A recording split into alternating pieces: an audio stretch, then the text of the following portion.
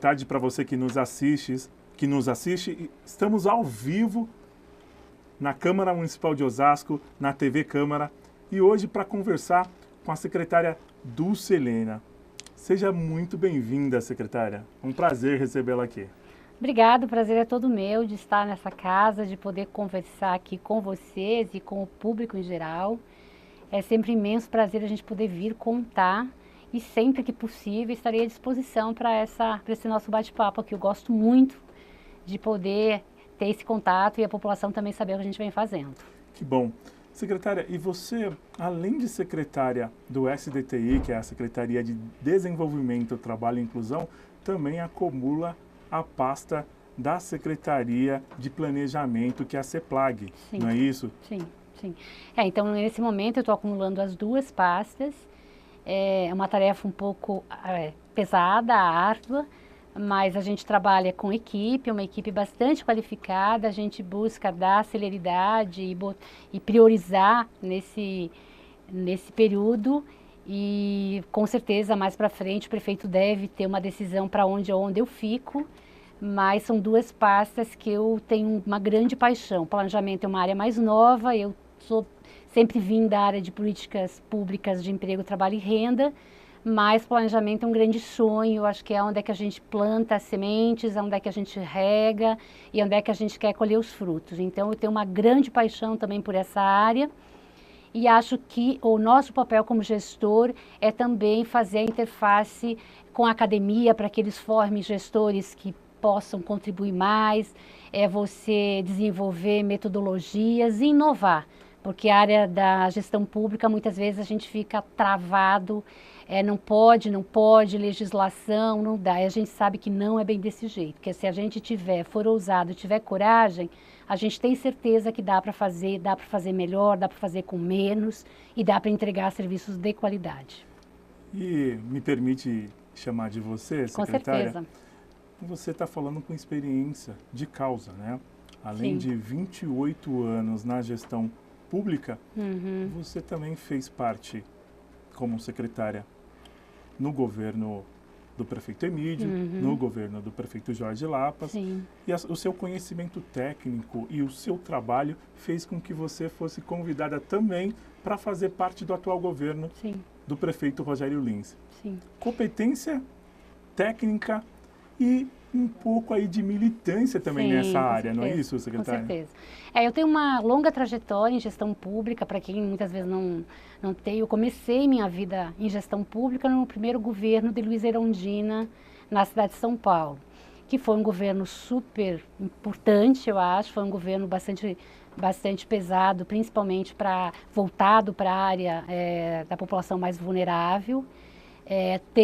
Passei também pelo governo do estado, no governo Mário Covas, que também é um governo muito interessante.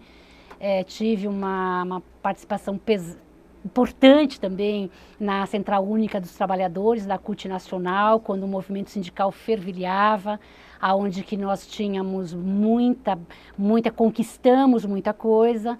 Depois fui para o governo da prefeita Marta Suplicy e depois vim para cá.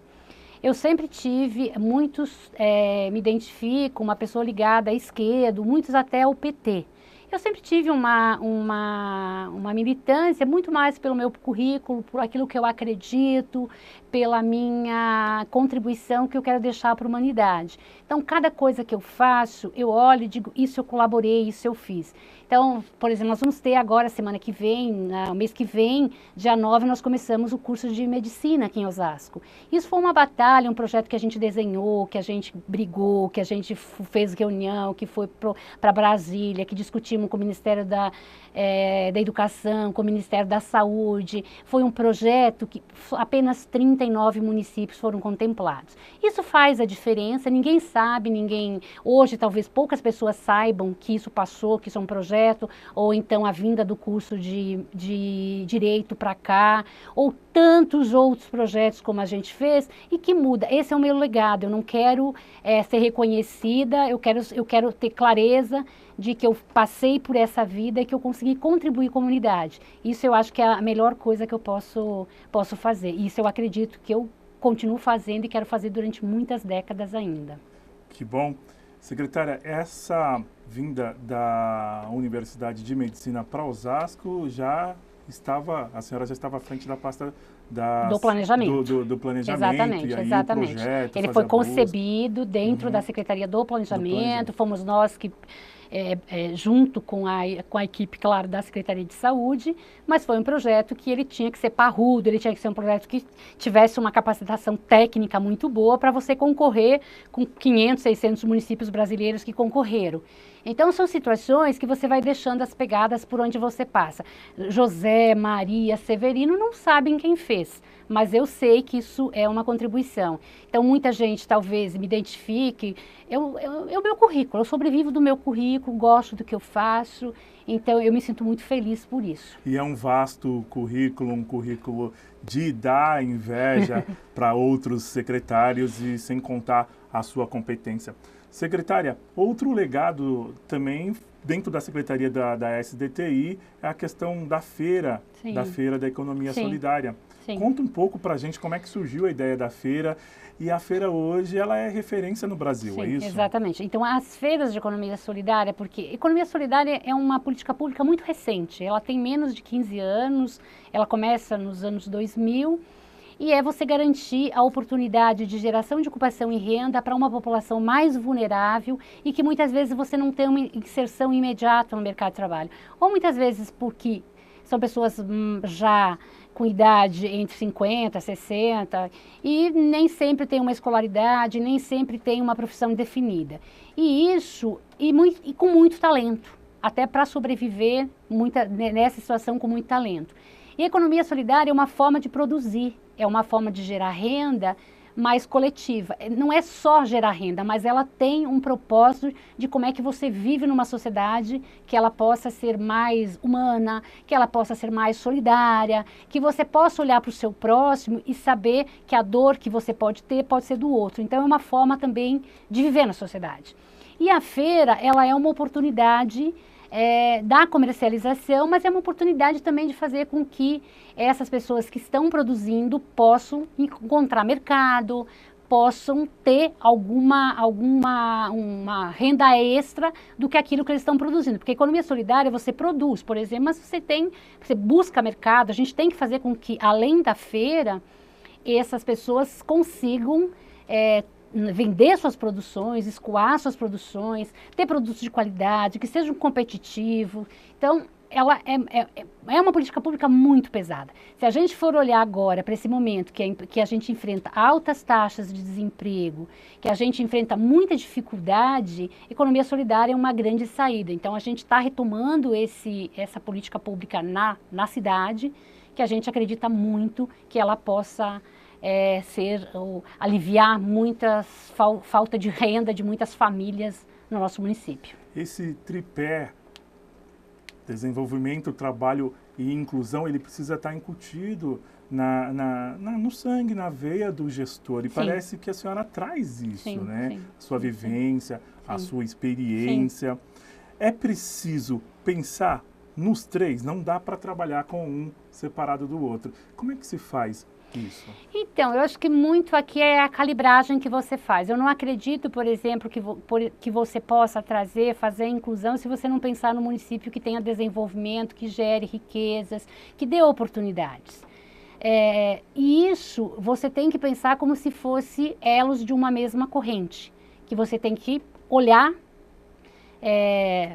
ter a percepção de como uma coisa está ligada com a outra. Então, muitas vezes, é preciso que a gente trate de forma muito chocante. Então, eu mostrava isso, falava para os meus pares, não só aqui em Osasco, mas para outras regiões. Não adianta você tem uma pessoa que ela tem escolaridade, você capacita essa pessoa e ela está apta para entrar no mercado de trabalho. E aí a capacitação dela foi na área do comércio, por exemplo. É muito difícil você ver um vendedor, uma caixa de supermercado, um repositor de mercadoria ou qualquer outra profissão de uma pessoa que tem uma saúde bucal comprometida. O empregador dificilmente vai empregar. Então não adianta eu iludir esse trabalhador dizendo, olha, venha, capacite que você estará apto ao mercado de trabalho, eleve sua escolaridade que você estará apto. Eu preciso me preocupar de ir além. Porque se eu não cuidar da saúde bucal, tudo aquilo que eu fiz, esse recurso vai ser jogado fora. Então, uma coisa tem que estar encadeada com a outra, o gestor público tem que ter clareza disso, ele tem que ter coragem de enfrentar os problemas difíceis, ele tem que ter coragem e saber que se ele fez a opção por ser um gestor público, não será uma tarefa tão fácil. Tem que estar capacitado. E muitas vezes você não consegue colher os louros tão rapidamente como você espera, você tem frustrações, você tem situações de mercado, você tem situações políticas que muitas vezes inviabilizam, mas é preciso que, se você não está feliz naquilo que você faz, é preciso procurar uma outra atividade, um outro mercado de trabalho, uma outra coisa. Agora, ser gestor, você tem que ter essa clareza para que você não se vive sempre infeliz. E gostar do que faz. Exatamente, gostar do que faz. Porque, por exemplo, eu começo a trabalhar muito cedo, acabo muito tarde, mas eu consigo ir para casa com muita alegria, muito feliz. Exatamente. Satisfeita. A gente vai fazer um breve intervalo, não saia daí. Daqui a pouco a gente volta conversando com a secretária Dulce Helena, uma conversa muito bacana, muito franca e esclarecedora sobre a Secretaria de Desenvolvimento, Trabalho e Inclusão e também sobre a Secretaria de Planejamento, a CEPLAG. Não sai daí, a gente volta já. Até já.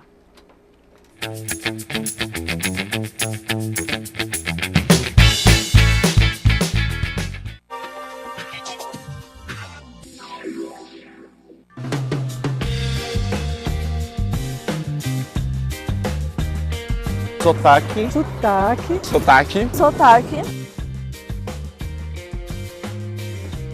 Eu moro no Ipiranga, sou descendente de italiano. Meu nome é Felipe, eu sou paulistano e moro em Pirituba. Sou chileno, moro em São Paulo faz 30 anos. Meus pais são cariocas, eu sou carioca, eu moro na Aclimação. Meu nome é Hugo, meu pai é japonês, minha mãe é brasileira e eu moro ali na Vila Mariana. Uma coisa que é interessante a gente perceber é que quem tem sotaque são os outros, né? Nós nunca achamos que temos algum sotaque, mas todos nós temos sotaques, todos nós falamos de uma maneira muito ligada à nossa realidade, ao nosso local de nascimento, né? Porta. Porta. Porta. Porta. Porta. Ao longo desses 500 anos, São Paulo recebeu a contribuição de povos que vieram de várias partes do mundo, né? Os imigrantes, trazendo na bagagem, além das saudades e dos seus bens materiais, as suas línguas, né? São Paulo. São Paulo. São Paulo. São Paulo. São Paulo. São Paulo.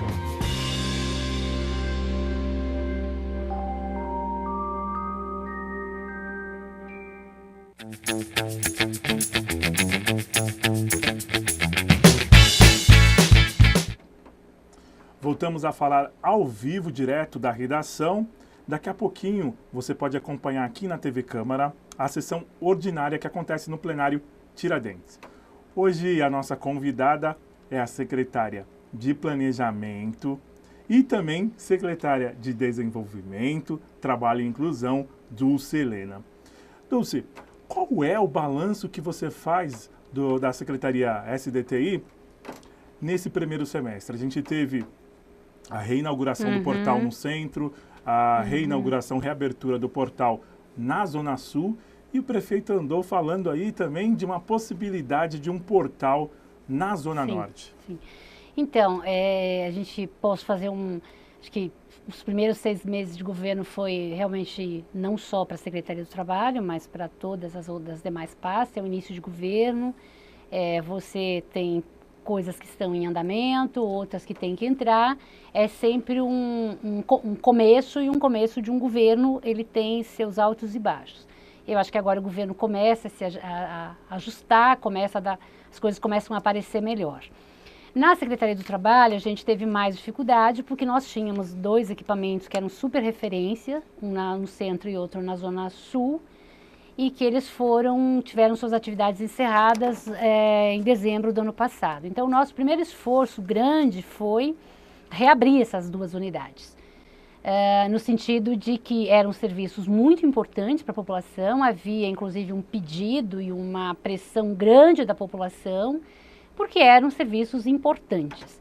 Então, nossa primeira missão foi retomar, reabrir, e reabrir não é abrir só as portas, porque aí a gente tem um convênio com o Ministério do Trabalho, que tem regras, tem normas, tem recurso, você tem esse serviço não é feito com servidores da prefeitura, é um serviço que ele é feito com mão de obra terceirizada, porque é um convênio com o governo federal, não é transferência de fundo a fundo, portanto não dá para você contratar servidores de carreira, porque se um dia esse convênio não existe mais, nós não temos o que fazer com esse trabalhador. Então, nosso esforço foi muito focado na reabertura desses portais. Reabrimos, está funcionando, atendendo 1.400 pessoas por dia, portanto tem uma importância muito grande, colocando gente no mercado de trabalho, numa situação onde o emprego está muito difícil, mas o portal oferece uma série de serviços. É a intermediação de mão de obra, a recolocação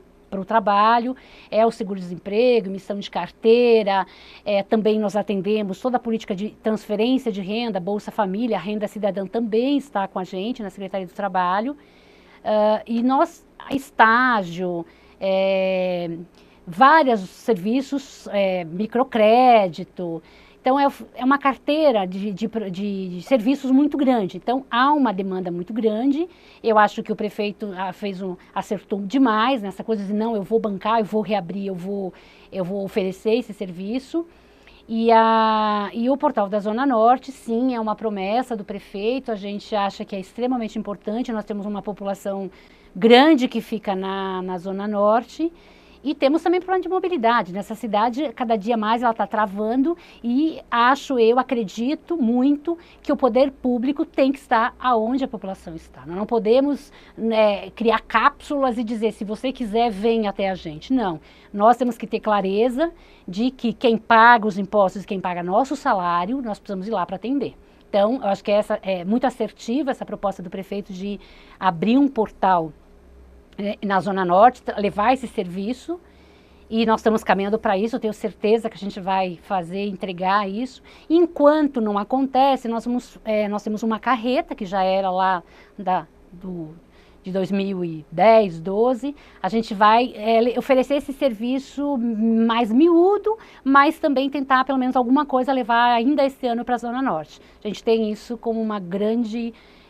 eu acho que uma grande obrigação para essa população. Até porque na Zona Norte, para quem não sabe, está localizada a maioria da população Sim. da cidade. Exatamente. Então é importante, não só esse serviço, porque a ideia é que a gente possa levar outros. E eu acho que a Zona Norte, nesse quesito, o município peca em não oferecer outros serviços. Inclusive, a gente está com muitas ideias, eu adoro ter ideia, eu adoro inovar e tal, e eu acho que vai dar muito certo essa coisa, a gente se aproximar mais da população e fazer coisas, estar oferecendo serviços, não só oferecendo, mas de qualidade para a população.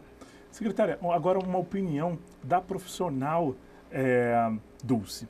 Como é que você enxerga o equilíbrio, você estando numa secretaria que preza o desenvolvimento, trabalho e inclusão, mas que também é responsável pela transferência de renda? Onde está o equilíbrio aí para que possa haver o desenvolvimento, a geração de renda e uma parcela da população que recebe a renda, de repente, pode ficar ali acomodado, estou recebendo o meu Bolsa Família, e aí não se interessar, por exemplo, por uma vaga de emprego. Qual é o equilíbrio na sua ótica, secretária? Então, já dizia minha avó Francisca que saco vazio não para em pé.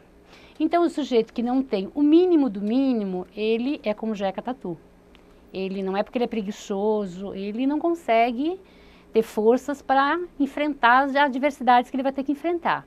Então, eu acho que programas de transferência de renda cumprem muito esse papel e muitos dos gestores públicos ainda não tiveram a percepção, ou porque não quiseram, ou porque são incompetentes suficientemente para não ter. Porque aí eu já não digo ignorante, tal, ou são incompetentes e não percebem que essa aproximação, essa prega que você faz com essa população e traz ela para perto do poder público, é uma grande oportunidade que você tem para desenvolver e oferecer outras oportunidades que consiga fortificar as pernas e essa população consiga andar firme e forte com as suas próprias pernas. Então, a política de transferência de renda ela é extremamente importante. Ela é extremamente importante, mas ela não possibilita que o cara fique acomodado. Ninguém consegue viver hoje, por mais receba o topo do rendimento, que não chega a R$200, consegue sobreviver. E as pessoas que recebem, lamentavelmente, elas muitas vezes não conseguem enxergar ainda isso como um direito, elas têm vergonha de pertencer, muitas vezes elas contam, mas elas contam com uma certa encabuladas, reservas, exatamente. Eu não acredito nisso, eu acho que é uma grande oportunidade de que a gente possa trazer, e essa experiência eu falo assim, com toda a vivência, de que isso é o grande oportunidade que nós temos de efetivamente garantir o direito dessa população que ela é vítima da nossa arrogância. Sabe? Ela é vítima porque muitos de nós passamos a vida inteira e enxergamos, mas não vimos isso. E isso só nos traz desconforto, porque se você tem uma população com tanta diferença de renda, de acesso a serviços, de qualidade, essa população ela precisa sobreviver. O jovem que está lá, ele quer ir ao cinema, ele quer ir levar a namorada a um restaurante, ele tem direitos. Então, sabe, nós temos que olhar dessa forma. Nós muitas vezes achamos que todo mundo nasceu da mesma forma que a gente teve as oportunidades. Então, eu acredito muito que esse é um caminho e não acredito que a população, por mais que o Bolsa Família fosse um programa de transferência de renda, acho que nunca, ou claro que não dá para dizer que nunca ou que ninguém, mas a população não fica esperando. Isso é balela, isso é conversa de quem acha que pobre ou que essa população é preguiçosa, está acomodada. Não, isso é conversa para boi dormir. E agora, enquanto secretária, como é que o SDTI olha para isso? Tem um programa de ocupação, de capacitação, de geração de renda que as pessoas que por acaso estiverem assistindo possam participar? Então, eu acho que quando eu venho para Osasco a convite do Emídia, a gente já tinha experimentado isso em São Paulo. E eu acho que o grande pulo do gato, à época do governo Emídio, foi juntar a política de transferência de renda com a política de geração de ocupação e renda. E, portanto, ele colocou na mesma secretaria. Muitas pessoas não entendem por que o Bolsa Família, os programas de transferência de renda estão na Secretaria do Trabalho. É justamente para que você que está próximo, que vai estar transferindo essa renda, que vai estar gerenciando esse programa, consiga trazer essa população para dentro de outros programas que você tem. Então, capacitação profissional, acesso à elevação de escolaridade dessa população adulta, que é muito baixa ainda em Osasco. Então, essa coisa matricial que nós gostamos tanto de falar, ela acontece verdadeiramente. Economia solidária é um exemplo. As pessoas que estão na economia solidária, que a grande maioria delas são oriundas do Bolsa Família.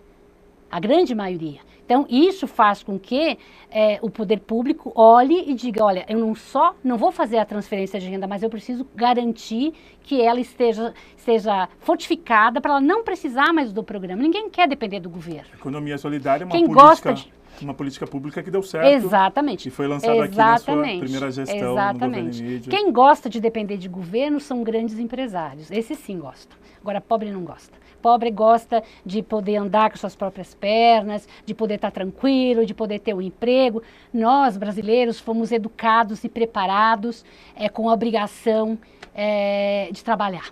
A gente não foi educado para o mundo do ócio.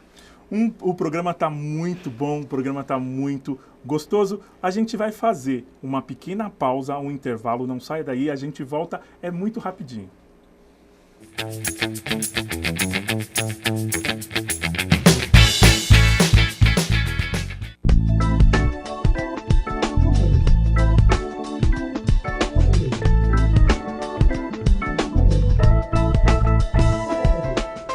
Atualmente, o Tribunal Superior Eleitoral é composto por 7 ministros, mas nem sempre foi assim. Em 1965, a Justiça Eleitoral continua a ser constituída por 2 ministros do Supremo Tribunal Federal, 2 ministros do Tribunal Federal de Recursos, um desembargador do Tribunal de Justiça do Distrito Federal e 2 cidadãos com notável saber jurídico nomeados pelo presidente da República. O Tribunal Superior Eleitoral elege para presidente um dos 2 ministros do STF. O outro fica com a vice-presidência. A função de procurador-geral é exercida pelo Procurador-Geral da República. A novidade é a criação da função de Corregedor-Geral da Justiça Eleitoral. A Corte elege um dos membros efetivos para essa função, que tem as atribuições determinadas pelo Tribunal.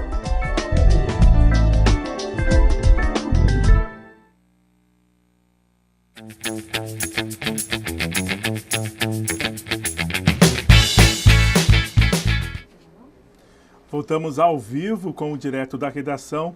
Antes do intervalo, a gente conversava aqui com a secretária Dulce Helena da criação de uma política pública que deu certo, virou referência no Brasil, que é a Feira da Economia Solidária. Secretária, qual outro projeto dentro da sua gestão em frente ao SDTI também foi um projeto aí, uma experiência bacana e que virou uma política pública para a cidade? Então, a gente, durante 2005 a 2012, nós tivemos uma grande preocupação em alguns segmentos, principalmente os segmentos que estão mais vulneráveis, mas nós temos uma experiência muito significativa para o trabalhador, na intermediação de mão de obra, na qualificação profissional, na garantia dos direitos ao trabalho, acho que foi muito importante. Uma política pública também bastante importante, que virou uma referência, e a gente acabou contribuindo para várias outras cidades e várias outras governos, até fora do Brasil. Política pública voltada para a juventude, é você garantir e promover talentos dentro desses jovens que muitas vezes estão em áreas periféricas, têm talento, mas não têm oportunidade. Acho que foi bastante importante, e essa coisa do link entre programas de transferência de renda e geração de oportunidades, a geração de emprego, de trabalho e de renda. Osasco foi muito premiado de 2005 a 2012, ganhamos vários prêmios nacionais e internacionais, isso está tudo registrado, a gente escreveu vários livros sobre essas experiências. E eu acho que Osasco deu um salto grande nesta área. Eu fico bastante feliz com o resultado, e principalmente aonde que a gente pôde ser referência e pôde muitas outras gestões beberem na fonte, melhorarem, aperfeiçoar. Também muitas coisas boas, e também relata aquilo que não deu certo, diz, olha, eu não faria desta forma novamente. Eu acho que a política pública voltada, por exemplo, na época, uns 8 anos atrás, os centros de inclusão digital foi bastante importante, não só para exatamente, conhecido popularmente como CIDs, não só para a população jovem, mas também para a população adulta, onde é que a gente colocava, são espaços providos de máquinas, de computadores, de instrutor, professor, para que a população possa usar, possa melhorar as suas habilidades com essas ferramentas, ou queira comprar uma televisão, uma geladeira, ela pode ir lá no CID, acessar um site, enfim. Foi bastante importante. Eu acho que essa coisa de você juntar no mesmo espaço os portais do trabalhador, você ter uma unidade para oferecer esse serviço é muito importante. Eu acho que é um grande feito da gestão, e aí a gente fica bastante técnico, está consolidado, né? Não tem mais como dizer eu fecho o negócio, eu fecho o serviço e tudo bem. Então, acho que foi bem interessante essa área. Na política de planejamento, a gente fez muita coisa interessante. Nós temos hoje várias universidades que usam o modelo do planejamento, ensinam nosso material, a gente tem livro publicado sobre isso, e ajuda bastante a também dar uma provocada na gestão pública. Essa nossa área do planejamento é uma área também que ela é muito provocativa, ela é uma área que ela precisa ser divulgada, melhorada, que as demandas sempre serão crescentes. Em época de crise nós temos receita decrescente, e mesmo que a gente tivesse muita receita, a gestão pública não dá mais para contar, nós temos que reduzir impostos, nós temos que melhorar a qualidade, nós temos que oferecer melhores serviços, nós temos que oferecer fazer com menos. Então nós temos que seguir aí. Não dá para dizer, queremos fazer o que a empresa privada faz. Não, nós somos diferentes. Gestão pública é bem diferente de uma empresa privada, mas nem por isso ela não tem que ter eficiência, ela não tem que ter qualidade naquilo que ela oferece. Nós temos que ter clareza que a população não quer mais uma gestão pública ineficiente. Essa Secretaria de Planejamento, você teve uma experiência e agora está acumulando junto com a Secretaria de Desenvolvimento, Trabalho e Inclusão. Sim. É uma secretaria importante para o governo, né? Sim. Tanto é que foi retomada agora e você está à frente. Qual vai ser o grande trabalho da Secretaria de Planejamento esse segundo semestre? É a revisão do plano diretor, que já era para ter sido feito em 2014, é isso? Exatamente. Agora vai acontecer a revisão. Sim, exatamente. A Secretaria do Planejamento, eu vou contextualizar um pouco sobre ela, porque é uma secretaria que é uma secretaria meio, uma secretaria que ela tem a informação do governo como um todo, ela tem informação de todos os projetos, de todas as ações, é uma secretaria que acompanha, que cobra a entrega do serviço. E também é uma secretaria que ela cuida do orçamento. É a secretaria que vai fazer, por exemplo, acabamos de entregar, o prefeito vem aqui na semana que vem para entregar o plano plurianual, que é exatamente aquilo que ele prometeu, aquilo que ele vendeu para a população do que seria seu governo, programa de governo, mais os planos municipais que já eram lei, já viraram lei, já foram aprovados pelo Legislativo, e mais aqueles projetos que já estão em carteira e que estão sendo tocados. Então é uma secretaria que ela é meio, e é uma secretaria que ela tem como objetivo acompanhar, medir resultados, indicadores, se está fazendo com o dinheiro que era previsto, está gastando mais, o resultado está sendo atingido, os indicadores estão sendo aqueles esperados e aí por diante. E nós também respondemos pelos planos setoriais, que foram vários já feitos, e agora nós vamos fazer a revisão do plano diretor. O plano diretor é um plano como se fosse a alma da cidade. É o plano que define o que nós queremos para essa cidade, que rumo nós queremos dar, e é um plano que ele não é uma responsabilidade só do poder público. Nós vamos fazer várias e muitas audiências públicas. Eu já quero convidar todos vocês, nós vamos ter no dia 14 o lançamento, a primeira grande plenária sobre o plano diretor. Vai ser aqui na Câmara Municipal? Vai ser lá na Sala Osasco. É uma primeira grande lançamento, efetivamente, e nós vamos fazer em torno de 40, 50 audiências pelos bairros da cidade, com todos os setores, com o comércio, com a indústria, com o setor de construção, pensar essa cidade. Acho que Osasco avançou muito nas últimas décadas, mas eu acho que aquilo que a gente deveria ter uma preocupação, que é o que nós queremos garantir de qualidade de vida para essa população. Eu não posso pensar que uma cidade dormitório, eu tenho que pensar uma cidade que gere riqueza, que distribua riqueza, que você tenha centralidades entre Zona Norte e Zona Sul, que você tenha desenvolvimento nesses bairros. Então, o plano diretor, ele vai definir essa cidade que nós queremos. E, para isso, é importante que você, morador de Osasco, ou você que tem negócios em Osasco, possa participar, possa dar sua opinião, possa questionar, possa criticar, mas esteja junto nessa construção. O plano diretor é a alma dessa cidade. Vocês nunca viram, mas ela é a alma dessa cidade. Além desse evento lá na Sala Osasco, já tem um calendário pelos bairros? Sim. Já pode adiantar algum outro local, outra data que vai acontecer? Sim, nós temos esse do dia 14 e nós já temos 5 plenárias. Eu não vou te dizer que dia em cada uma das regiões, mas já estão programadas as plenárias iniciais. E no dia 14 a gente vai divulgar uma agenda bem extensa de tudo por onde nós queremos passar, com quem nós vamos discutir. E essa agenda vai estar disponível aonde, secretária? Nós vamos, no dia 14, no lançamento, a gente vai ter um portal que vai estar hospedado todo o material sobre o plano.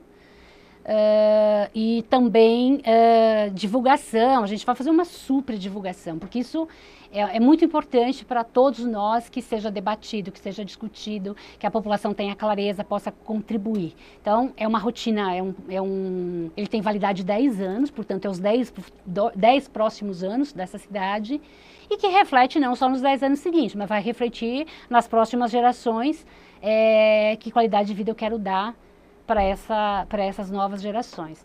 Então, é um trabalho bastante interessante, e que a gente vai, com certeza, ter uma grande contribuição da sociedade civil organizada. Secretária, infelizmente nosso tempo acabou. Quero agradecer por demais a sua presença aqui. A gente já queria ter trazido a senhora aqui outras vezes. Infelizmente, por conta da sua agenda, correria, a gente não conseguiu. Mas eu gostaria que você mandasse o seu recado final, suas considerações finais, e a gente vai encerrar o programa. Obrigada, eu fico muito agradecida, acho que é uma oportunidade bastante de descontração, contar aquilo que a gente vai fazendo, contar também que nós temos grandes desafios, vivemos um momento de uma economia em uma super recessão, grande desemprego, não está fácil em Osasco, mas também não é um privilégio só daqui, nós temos dificuldades. Vocês viram ontem o resultado de uma votação que a gente fica bastante triste, né? Porque parece que o crime compensa.